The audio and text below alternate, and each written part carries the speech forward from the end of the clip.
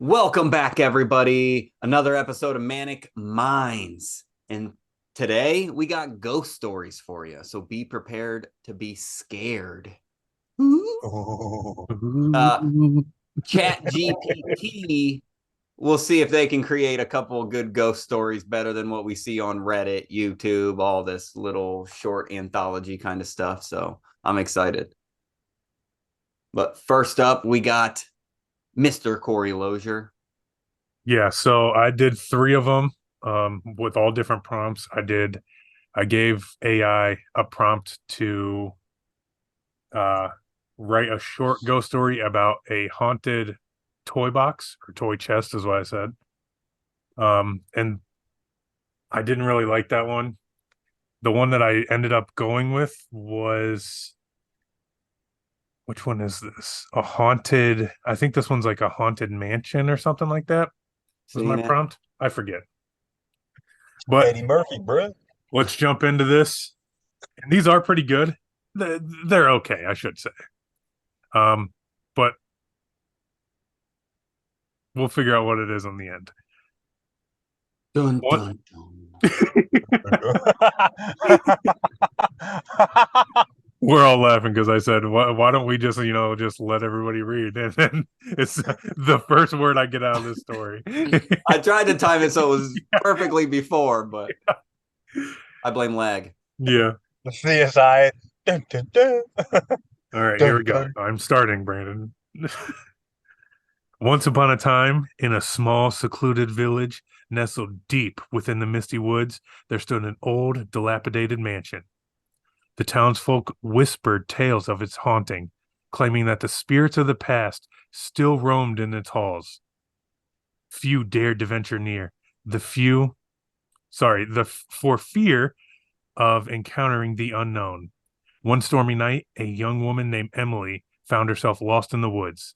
The rain poured relentlessly, drenching her to the bone.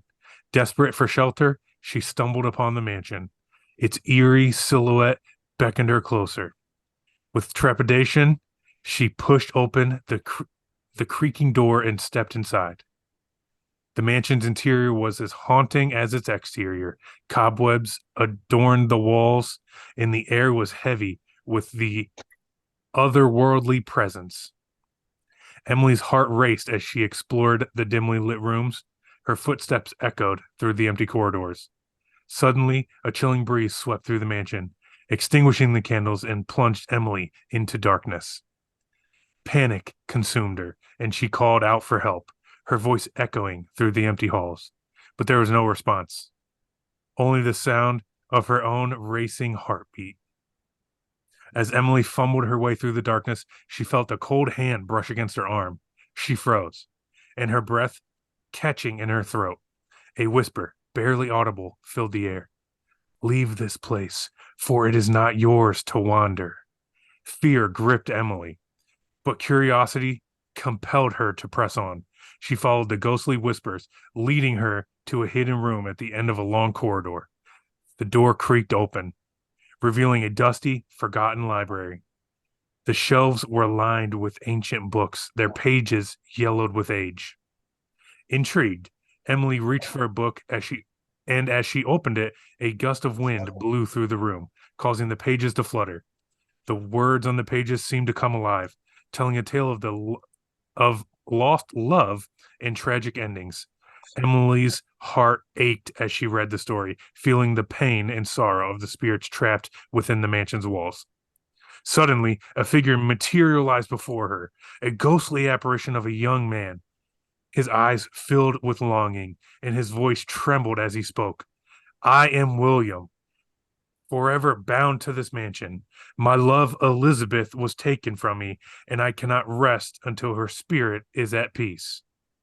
Emily's heart swelled with compassion, and she listened to William's tale. Determined to help, she vowed to find Elizabeth's spirit and reunite the lost lovers. Together, they embarked on a journey through the mansion, searching for any trace of Elizabeth's presence. Days turned into nights, and Emily's determination never wavered. Finally, in a forgotten attic, they discovered a hidden diary belonging to Elizabeth. Its pages revealed the truth behind her tragic fate. And with the newfound knowledge, Emily and William set out to release Elizabeth's spirit from the mansion's grip. Through a series of rituals and heartfelt prayers, they managed to free Elizabeth's spirit, allowing her to find peace at last. As the eternal, as her ethereal, sorry, I did not understand that word, as her ethereal form faded into night, Emily and William stood hand in hand, grateful for the role they played in reuniting the lost lovers.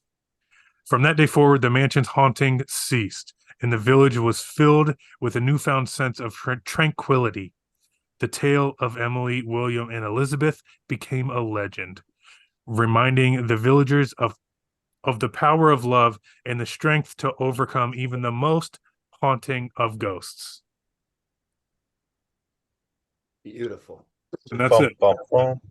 I mean, I think it's safe to say Chat GPT or whatever we used, either Chat AI, the wording is incredible. Absolutely phenomenal. Way better than what I could do. What it lacks is like the interesting conflict type stuff. That's what I was going to say. And the main conflict is that it was haunted. What happens? She showed up, met the ghost, and done. They vanquished. Simple as that. Even though it said days turn to nights. Yeah.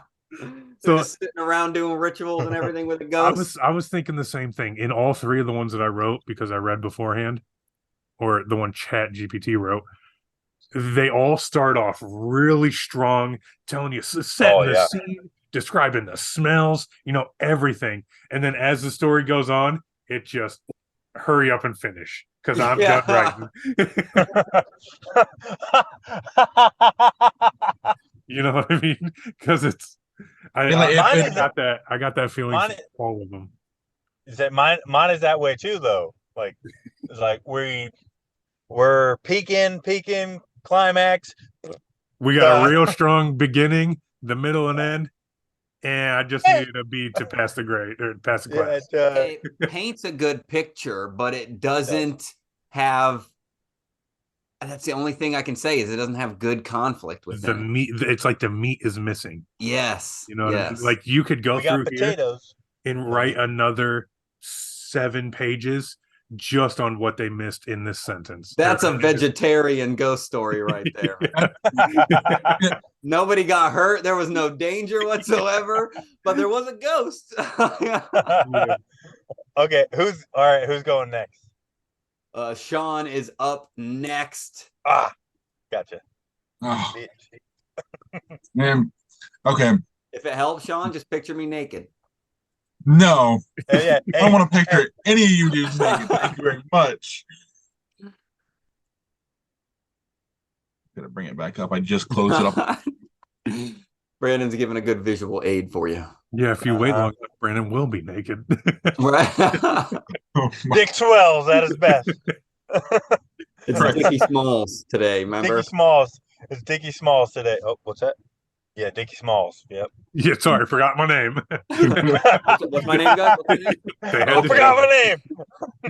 It left in the shrinkage. Hey, we're in it. But I think it would be a cool idea to set a prompt and then go through and refill in, like, they could have done a little bit better here, add more fluff to this part. The days turned into night. Prompt. You're missing 2 events that could have happened in there. She's running from ghosts, meeting new ones. Well, I mean, that's what I was saying before with the when it was going to be when you were asking about the AI stories. Like, they might have good premises, but they're going to be generic as hell. That's fine. That's what I expected. Which I would like to do this afterwards. Do you guys have the prompts you used to create those? I just put ghost story. Oh, jeez. Brandon's is completely different. When you hear his, you will understand why. It's just the long 3 paragraphs of boo. No, not 3. It is not 3. No. All right, Sean, you ready? It's a roller coaster. Okay. Ready as I'll ever be. I don't know. I just skimmed over this. I haven't actually read the whole thing, so it's gonna be a new story for me too. I basically did a prompt with like more or less a haunted camera, like video camera. Nice. So A because, of course, camper or camera? Camera. Oh my! I knew Gotcha. I knew as soon as Sean said that that's exactly what Brandon was gonna say. I can't speak, damn it. I'm trying. What? Hold on. Brandon's Why? got a Why? haunted pop-up tent. Hey, The tent that eats people. dude. All All right, Sean, you're on. right. So I'm going. All right. And action. All right. So once upon a time, there was a video camera that had a peculiar reputation. It was said that anyone who used it to record at night would capture more than just ordinary footage. Curiosity got the better of a young filmmaker named Alex, who decided to test the camera's supernatural claims. Late one night, he set up the camera in an old abandoned house known for its eerie history. As the clock struck midnight, he pressed the record button and began exploring the dimly lit rooms. The camera screen displayed the usual scenes of emptiness, but something felt off. Suddenly, a chilling breeze swept through the house, causing Alex to shiver.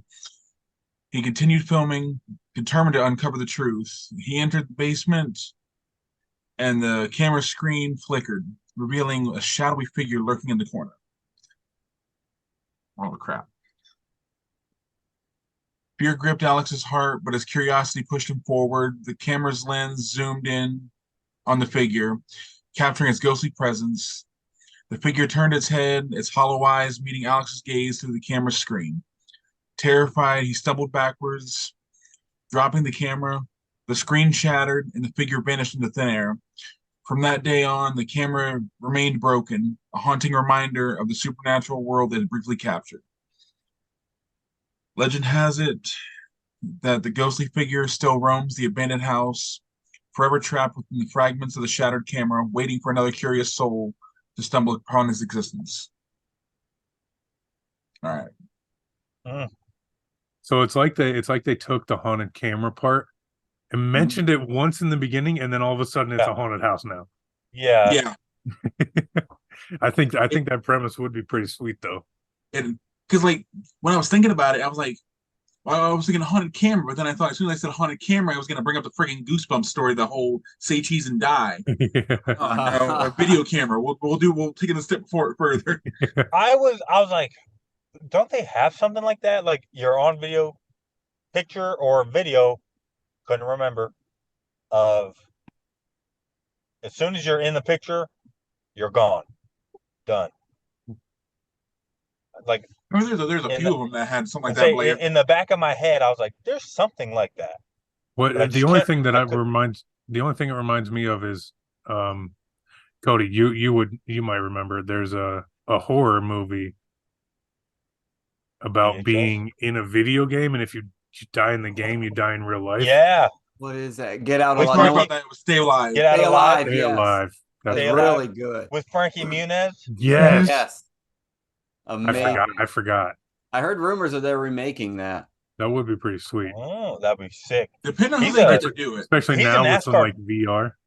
Some great graphics too. Yeah. He's Oh, a yeah. NASCAR driver now. It makes me think of He owns. Yes, he is. how Space Jam was redone with LeBron James. Yeah. Oh. Like if he died, I heard it was terrible. if he I died heard it was terrible. playing the game. It's just different. It's not terrible. It's completely different. No, I everything that I read, because I did a bunch of stuff on Space Jam, everything I read said it's not great. It's because we're comparing it, just like most Not even comparing it. It was not Because the being original one, You the original can't- one, acting What? wise, was Nope, not don't want to good. hear it. You don't think the original was good? Like I love the original, but like it's Michael Jordan is not an actor. Well, no, No. neither is LeBron He- James. I say That's what neither they're is saying. LeBron. Apparently, That's yeah. exactly I what never they're finished saying. the New Legacy, so I don't know. But it's the premise is a lot better than the original one, but the original is so iconic. They shouldn't have even remade it to begin with. It's insanely iconic. It's tied to one of the greatest the greatest basketball player ever. It's tied to his legacy. It's in the prime of fucking Looney Tunes. You cannot compare it. It doesn't matter. I think the premise of it would have been awesome. You know, VR now, like it's tough to just bring in somebody just because of how big they are, and then say, "Hey, here you go, start acting." Like that's tough. I don't care who you are. with no like formal training. Yeah, he's a At all. basketball player. Because made I was gonna cameos say they before, both but- are. Yeah. Like Like- they've made cameos and done commercials, but it's not acting. And from what little sample size we have of both, Jordan is the better actor. I think I they would were say. both pretty bad. But look at the storyline. Jordan's storyline was he got his talent stolen from him, and now he has to put the world on his back all alone, essentially, to save humanity. Whereas Space Jam 2 it's more of the kid's got to do what he loves. It's about LeBron's son trying to force him into basketball, and then eventually toward the end it's like, okay, you can do whatever you want as long as you love it, type of thing. So it's completely different too. Like, it wasn't talking about enslaving humans on a planet if they lose this basketball game. To be fair, it was only Michael Jordan they were going to enslave. Oh, that's true. As like a They circus didn't sideshow. take his You're right. talent. They took like 4 or 5 Yeah, other. they took Charles Barkley, Muggsy Bogues, Patrick Ewing. Patrick Ewing, and The only 2 I remember was Ewing and Barkley. Who was I the didn't other remember the guy? other ones. The big guy. I don't remember the other one. Was it? Jack. I don't know. No, No, that would have been the 4. no, Because there was 4. Jordan was, yeah. Oh, there was 4 and Jordan. Yeah, because that fills the 5. I don't remember who the other Well, one no, was. wait a minute. They had to have stolen 5 because they had to fill their own Mon Squad, which is 5. That's Jordan's not not on it. that squad. It's Toon Squad and Monstars. Monstars. Monstars. I just fucking mashed them both. Okay, enough I about would say, regardless, yeah. supposed to be a spooky episode. The only thing spooky about that was how terrible that movie was. All right. I did the Oh. same thing. Came up. I went a little more detailed with my prompt than what it sounds like a lot of us did. Oh yeah, I didn't go detailed. Well, you haven't seen Brandon's yet, so And I put a little bit Relax. more meat. So I hope it fills out the story a little bit better. meat. Had a little bit Mine's more meat got- in there. mine's Boys, got a little more meat. Mine's got meat, I think. All right. I'm going to get on with the story. I'll tell you guys what I used as the prompts later because I don't want to give too much away. Once upon a time, in a small town nestled deep within the woods, there lived a family named the Andersons. They were a happy and loving family consisting of Mr. and Mrs. Anderson, Obvi, and their children, Emily and Thomas, and their loyal dog, Max. Real original.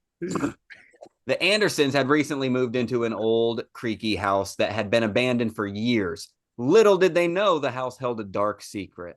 Legend had it that a vengeful ghost named Samuel haunted the premises, seeking revenge for the wrongs done to him in life.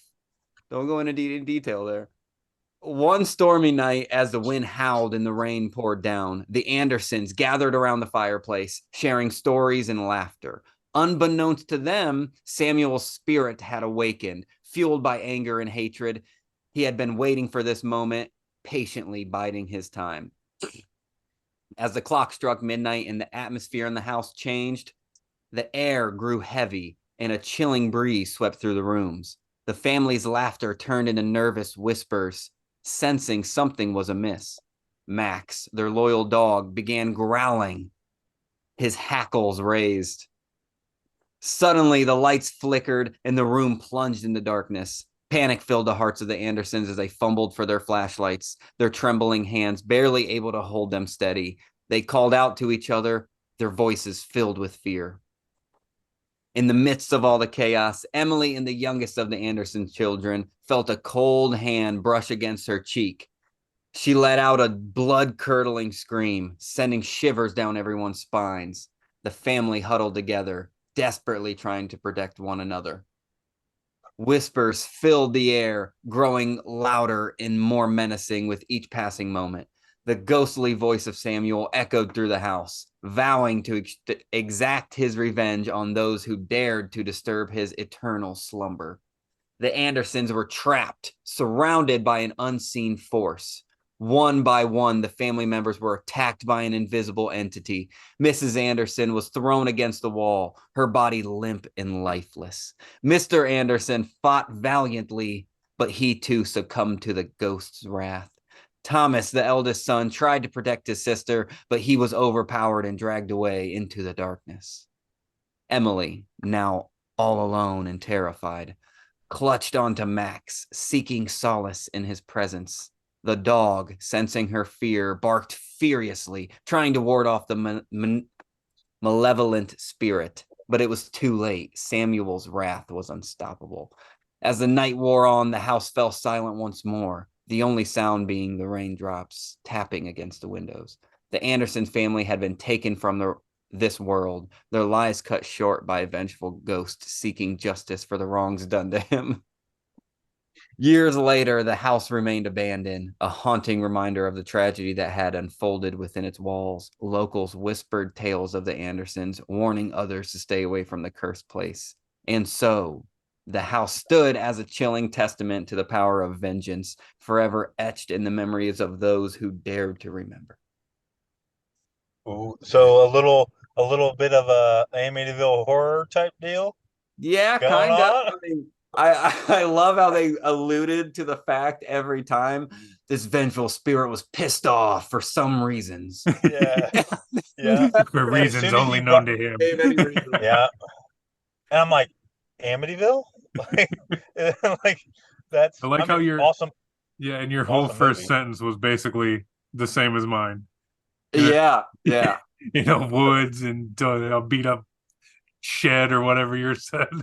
I'm slowly coming to the conclusion. I mean, granted, we're not good at using Chat GPT, but Nah. writers should not be on strike for this. Like, Yeah. they should be on strike, but they have nothing to worry about. Yeah, I think their jobs are safe Yeah. for sure. Well, the thing that the jobs are safe, but they're trying to make the studios are trying to make it into gig work and trying to screw them over in pay. That's Yeah, the I'd problem. say have fun with AI. Good luck. Right? Yeah, Yeah. let's see the See what you crap can that gets create. released. Because I've seen a what you lot can of like create. the AI Oh my God, faces too. They're not good. No. it's like that one episode of South Park where Cartman is pretending to be a robot called Osimo. He comes out. One of the studios gets a hold of him. He's still in character, and he writes it. He basically comes up with like 1,000 ideas for movies. Like 900 of them include Adam Sandler. Yeah. They would too. Like basically and they're treating us like it's comedy gold. And I'm just like, oh my God, I bet That's if what we this is came in a up with a movie nutshell. idea, it would probably have Adam Sandler, Kevin James, fucking Michael Jordan in it. I bet. That's the only problem with any of these Chat GPT things. They're using already recorded historical things. So if you say write a short story, it's going to scan a ton of short stories, ghost stories, whatever you put into its prompts, it's going to scan those keywords looking for stuff like that and then try to form it like a human. And you'll get the same 5 results depending on what you say. We Like probably had a Google, bunch yeah. of keywords in the prompts. Well, the prompt I used for this one, I just said, write a short story about a family getting murdered by a vengeful ghost/demon. If you give any normal human that, they could give you a better story than what just happened gave to me. Oh, yeah. Granted, like we already talked about, the wording is phenomenal. The way it adds what is it? Describers. Describing. Yeah, I think you're on the right track of saying, if you give the person, they could write it better. I think Brandon could write a better story because he's got an imagination, whereas the wording might not be as good because it's the internet and they have I'm stupid. dictionaries, thesauruses, and Yes, exactly. it's the Exactly. computer brain. The idea would be amazing. Just the formatting, the structure would be a little bit. I think But the you- main problem is Awful. AI Guess what? cannot think Just like- outside the box. Exactly. And that It is the Yeah. box. that sweet spot would be Yeah. computer words. You'd mesh the two. Computer Well, it's words made to not think outside the Brandon's box. imagination. Right. Just at the end of it, type, please use your imagination. And all it says all it does is oh. It says computing and shuts down Yeah. because it can't have an Just imagination. It's like giving Alright. a computer program a paradox and just letting watch it crash on itself.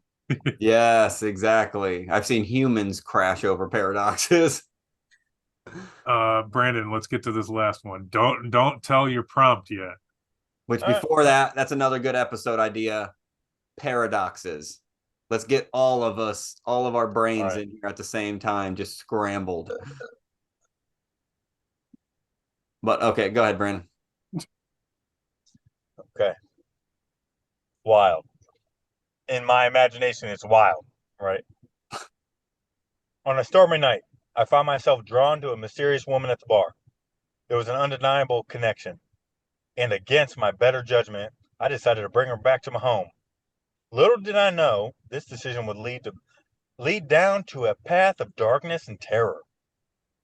As the night progressed, things took a bizarre turn. Startled from my sleep, I awoke with a strange a noise emanating from the corner of the room. My eyes widened in horror as I saw my companion, my counterpart, scratching at herself, speaking in tongues. Her voice was filled with an otherworldly desperation, urging me to give in to her twisted desires.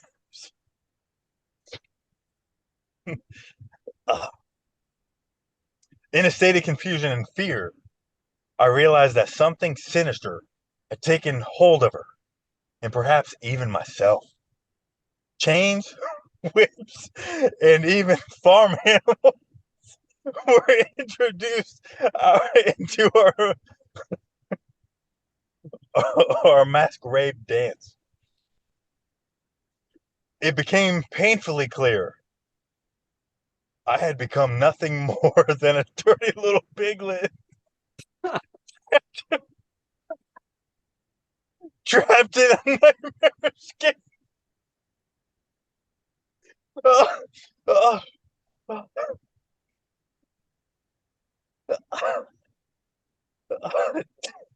Desperate for help,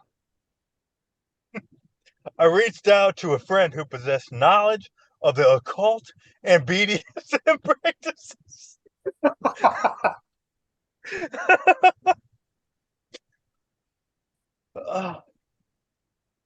He was a practicing exorcist.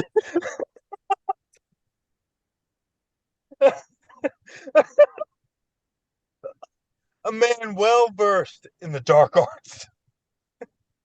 Gathering my belongings, I prepared myself to confront the demon that had consumed her and threatened to consume me as well. Hours turned into eternity as she continued her incomprehensible speech, summoning something from the depths of hell itself. Thunder crashed and lightning illuminated the room, casting eerie shadows upon the wall. Just when it seemed unbearable, a knock echoed through the stormy light. Trembling,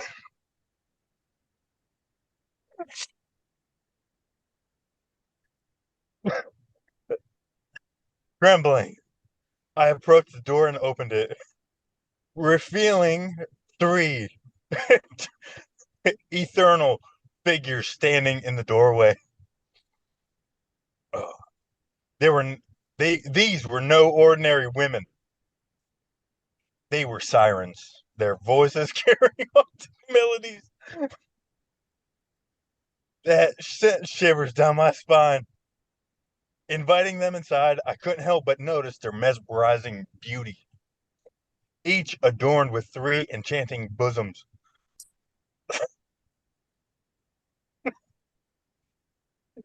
Introductions were made.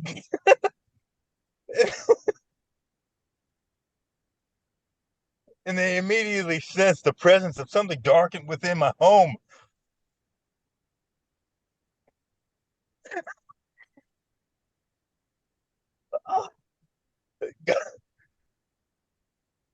Guiding me to the bedroom, the sirens turned to me with grave expressions. They warned that a powerful force lurked within, a sex demon of unparalleled magnitude.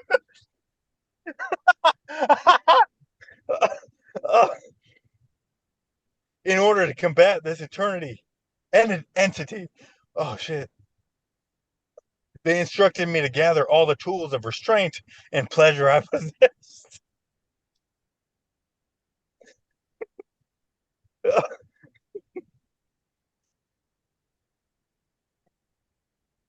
Confused, I asked how these items would aid in the exorcism. Their response chilled me to the bone. To hold her down and keep her calm, they said, their voices filled with mix of determination and sorrow. We are about to face the greatest sex demon that has ever existed.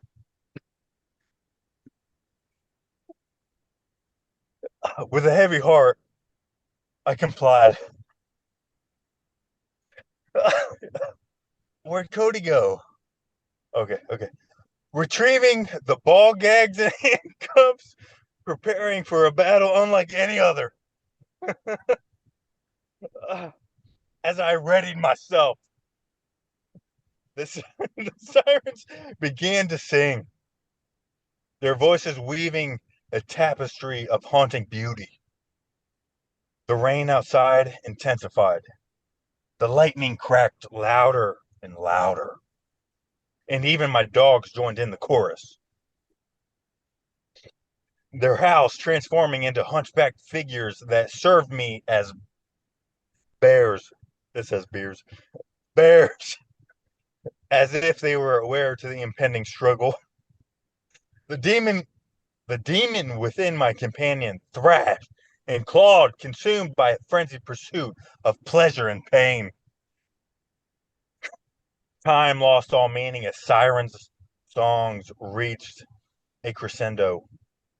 And then, as suddenly as it had begun, silence fell upon the room. The storm subsided. The dogs returned to their natural selves. And the presence had plagued us dissipated. The sirens turned to me, their eyes filled with mix of relief and sadness. The deed is done, they whispered. Everything will be okay. But their words were accompanied by a warning. There was a price to pay for their intervention. Bewildered, I asked what payment they sought. Without hesitation, the sirens pounced upon me. Their once beauty faces contorted with rage. They unleashed a fury of punches, scratches, and bites, and nipple pinches, leaving me battered and unconscious.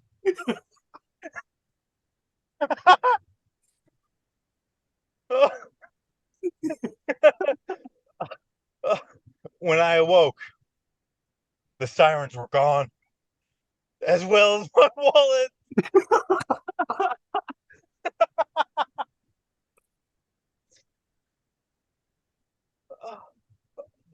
But the true loss was the absence of my beloved dogs, who had vanished without a trace. In the aftermath of this harrowing ordeal, I was left with a profound lesson of etched. I was left with a profound lesson etched into my soul. The dangers of picking up strangers from bars, for they may may bring not only chaos and torment, but also the theft of one's very heart and companions. And also, I share this cautionary tale a ghostly reminder that some encounters are best left unexplored, for they may lead to darkness from which one may never fully escape. The end. What prompt did you use for that? It can't even read. I like but I sent Bub one, and he was Tell like, me your original one. And I'm glad I did not read this story. This was phenomenal. well, so I just started typing, right? And it started off with like me meeting somebody at a bar and them getting possessed by a demon. What was your original thing where you sent me? What was your original prompt? Okay. Because that's that's the one that's the funniest. Okay. So this. All right. I sent Bub on a stormy night. I bring a companion back home from the bar. Everything was going smoothly until an unexpected incident occurred. No, Diverging from. No. that wasn't your prompt. I don't It know. was right here. He goes, "I'm thinking for my story." Oh, Is that the one you were reading? A stormy yeah, night. yeah, probably more than likely. Bring a shorty back home from the bar. Yeah. He says. He says, on a stormy night, bring a shorty back home from the bar. Everything was normal outside of the butt stuff. After the adventure that it was, I get startled by something. And then there's someone in a corner of a room speaking in tongues, and all she wants is wiener.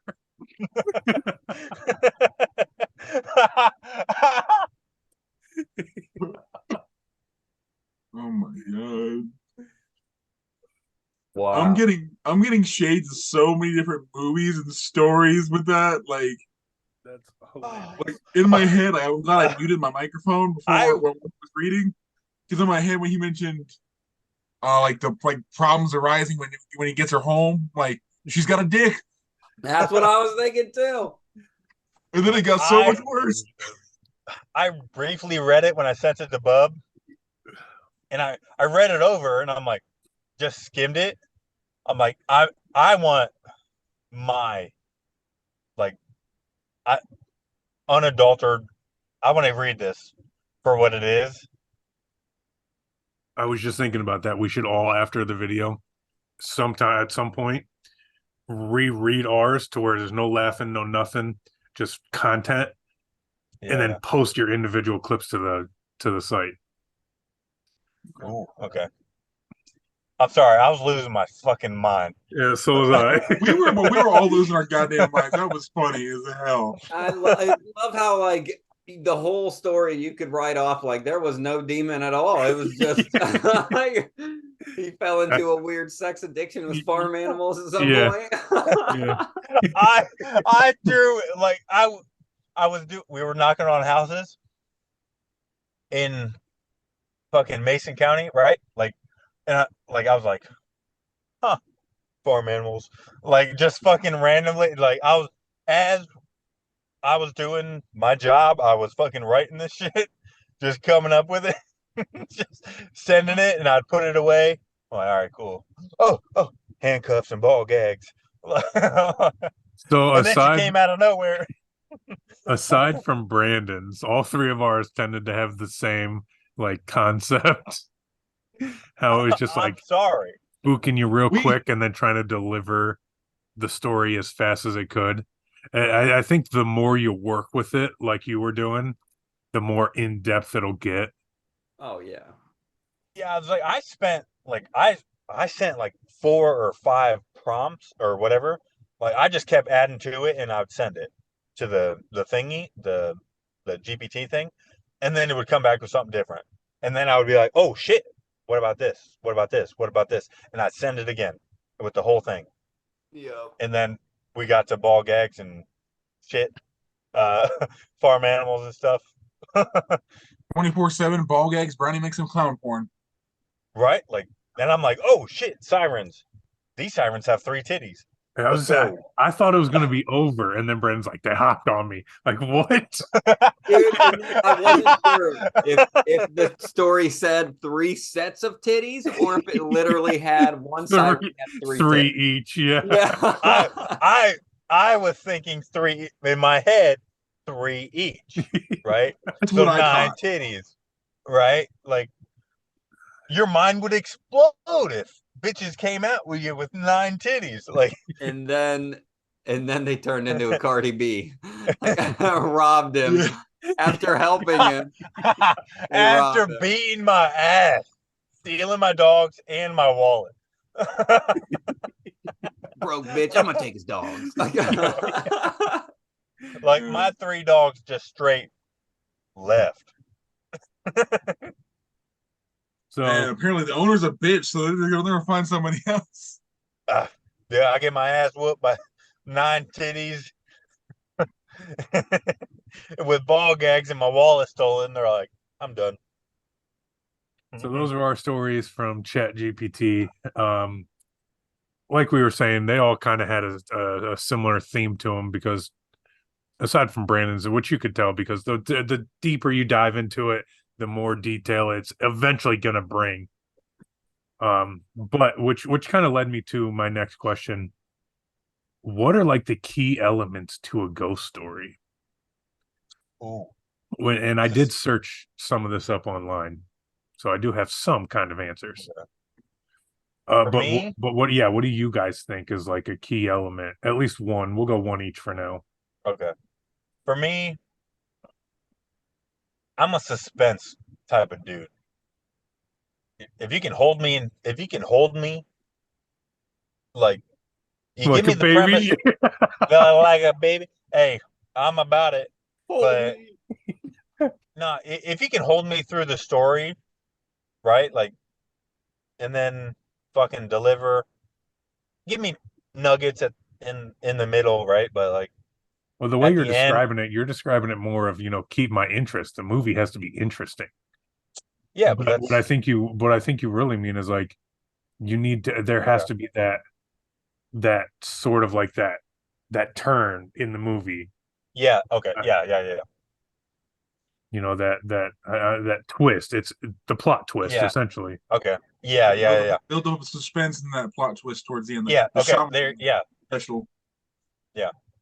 The build-up suspense. There you go. Sorry. So suspense and plot twist Yep. from Brandon. What about you, Sean? For What's a me, key element for you? there's got to be some sort of, obviously you don't have to be like completely realistic, but there's got to be some sort of like grounded reality, something to base it off of. Because if you just completely go full fantasy, like there's no, like it makes it unrelatable. So in that case, um how far true does it have to be? Like, does it have to be a true story with a couple of twists, or is it like mass murder is true and it's a true event? Yeah, But you can build kind of a I almost said fantastic, fantasy. Yeah, you can build a fantasy around mass murder. Freddy Krueger. yeah. See, that's more my speed. Like there's got to be some basis, but it doesn't have to be like super specific or super like it was mentioned before, like the Amityville stuff.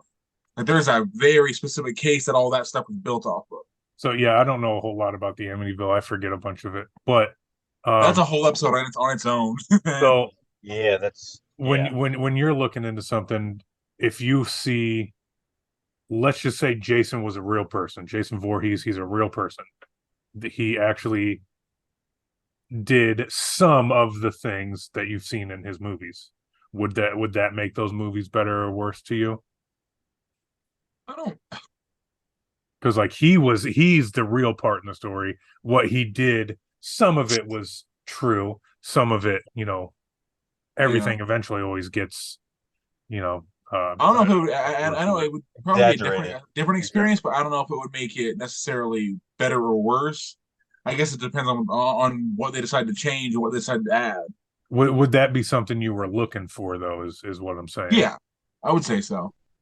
But Like, you would gravitate more towards, okay, Jason was a real person. I'm at least going to give this a watch.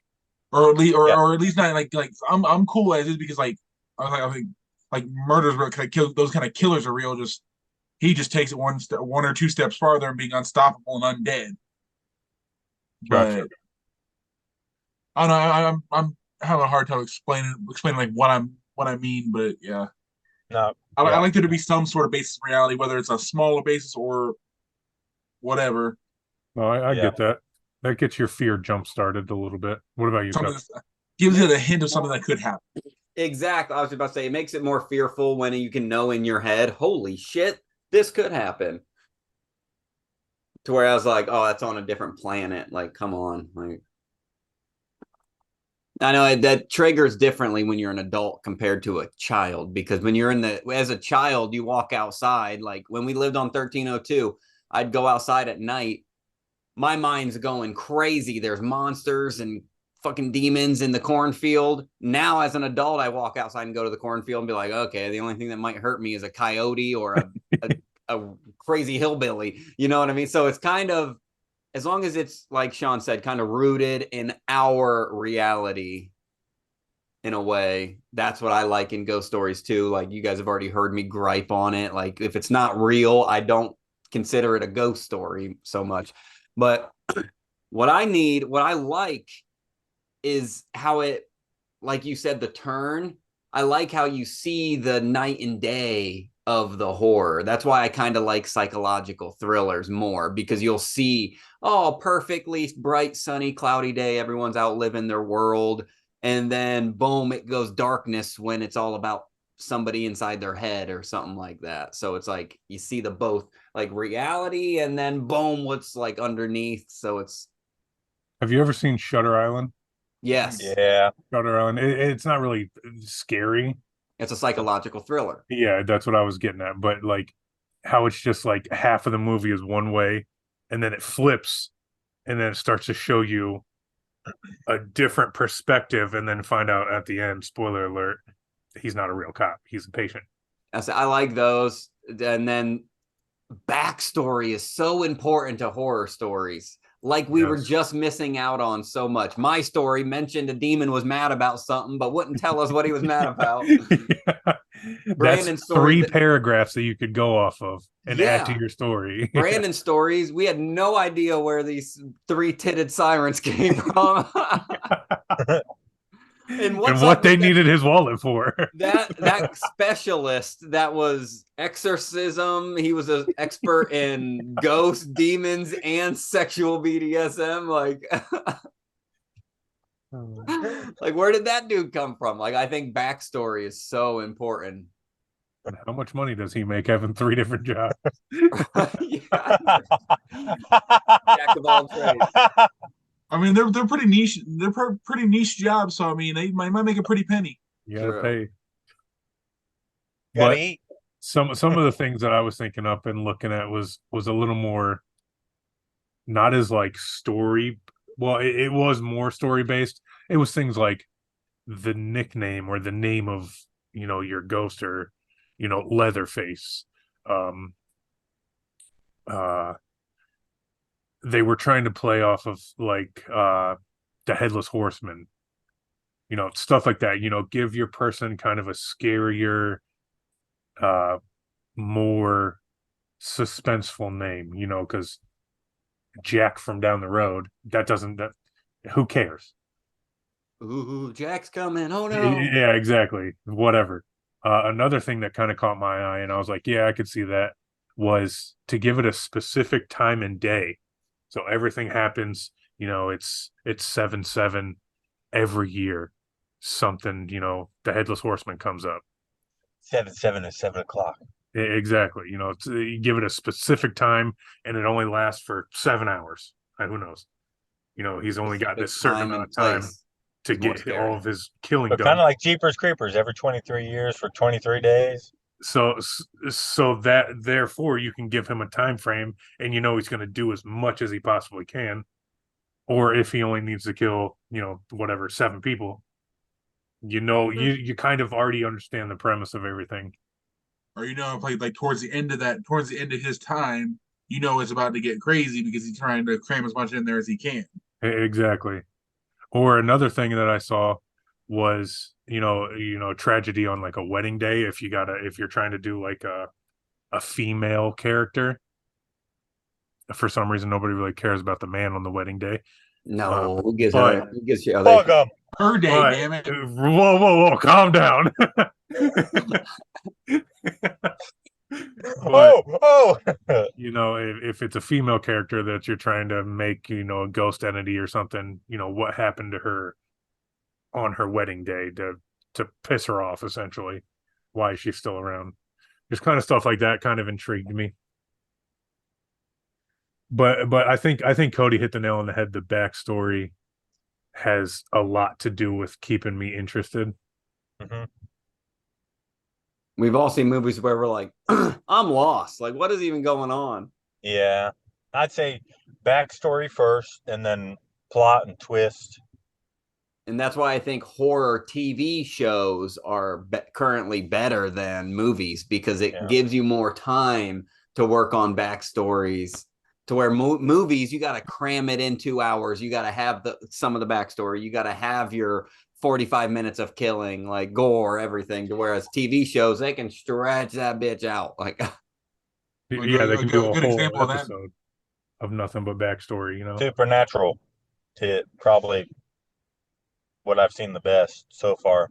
see, everyone says that's a horror. I'm literally watching it right now. No, I'm not saying it's a horror. I but think they in have, the beginning they wanted have it to horror- be because they have horror concepts. the insane asylum. When they were Yeah. focusing on I think they were ghosts trying and to be demons mainly, yeah. they were trying to be a little more jumpy and scary with Same it. with the early Wendigo episodes and Yes. stuff. I think season 1, I would call that horror. Yeah. Everything yeah. after that, not really. Yeah, every now and again they throw some nuggets, but I haven't Around watched it in a season very 6 long or time. 7, it technically died off, and they revamped it for the fans because the fans didn't want it to go away. So it be kind of like a cult classic Yeah. while they were still making it. They have episodes released about the TV show Supernatural. They have episodes released about a book, Supernatural. Like, they've done really well with it. I think at that point they were nothing kind of horror now. probably running out of ideas, and they were like, "Let's just." But they Throw went something. smart, and they acknowledged They the did. fact that they They were did. running out of ideas. Like, they had Sam and Dean play their real characters in real life, Jensen Ackles and Jared Padalecki. Like, the whole episode, he's like, "What the hell's a Padalecki?" Like, Yeah. Yeah. They have an episode crossover with Scooby Doo. Shaggy Oh, tries hooking up with Velma. Or And Daphne. then and then Dean wanted Daphne, Yeah. right? Mm. Oh, But like TV Oh, shows, when you have Daphne, 8 seasons you to work shake with, that for a it's real been one. phenomenal. Like Scream. Scream is the perfect example. I personally loved the MTV Scream TV show. I Yeah. felt like you got more I only saw backstory. bits and pieces of it. I Had didn't need to go back gore and watch in there. it. And the movies I thought were just so insanely cheesy. I didn't like them. I love most of the movies. Like, but as far as like TV shows, though, another one was the Hannibal series. Oh, watch that one. dude, fucking phenomenal. It gets wild. Yeah, Have you guys Because I seen like- like the haunting Beyond- of Connecticut and stuff? yeah. like, I've seen it's bits super- and pieces. I haven't watched it though, like all the way through. Pure ghosts, but I love it's actually really good because of the backstory. Like, See, this whole week I've been thinking about like the stories that we used to get told like down in Moonville and stuff. oh hell yes. Like, And see, then- Moonville is just first of all, it's just a random city that we used to camp in. That's all I know about it. It was a But big we would go at night to like cemeteries and old trains, train tunnels and stuff. oh, that was the creepy part, the tunnels. And the person we knew used to be he used to just make up scary stories or retell scary stories, but it would always be about the tunnel, about the cemetery, and they might not have made sense, but we were kids. We were already scared because it was dark and it was midnight. Location, Yeah, we did. The atmosphere and mood location, was a very important location. factor in that. Yeah, location is everything. Because when I tell kids here. ghost stories, I try to relate it close. Because if I'm like in Japan, they're like, "Oh, we ain't got to worry about that." But That's if I a say, 22-hour flight, Dad. around these parts, that's all I gotta say is around these parts. No, I think it would be pretty cool. I'm not going to try. I'm not going to put you guys on the spot like I did the superhero, but I think it would be easier for us to come up with a ghost story legend than it would be a superhero. A fucking apparently. Damn. Holy God. No, but like the idea of like giving your person a nickname like the Moonville Maniac, something like that, something Look at rolls good off the tongue, but it's serial still killers now. They have to have those nicknames because it's catchy in the headlines and stuff. exactly. It's like you said, Jack isn't scary. Jack That's the why they had Ripper. Jack the Ripper. Jack the Ripper, yeah. Well, yeah, he wasn't scary until he was the Ripper. Yeah, I was gonna say his last murdering name wasn't prostitutes. Ripper on the birth certificate. Middle name the. No, thank you guys for watching. I'm Cody with Ballers on a Budget. Find me at YouTube, Twitter, Facebook. Football season's coming back up, so we're gonna have to be ramping up production, if you want to call it that. So get at us. Brandon, where you at? All right. Brandon at the Graveyard. Find us on Facebook and YouTube. Let's go. Sean, what about you? On the Graveyard on YouTube and Facebook. And Corey. You can find me at Sports Beast on Facebook and YouTube. I almost said Yoo-hoo. On Yoo-hoo! You can find me on Facebook and Yoo-hoo.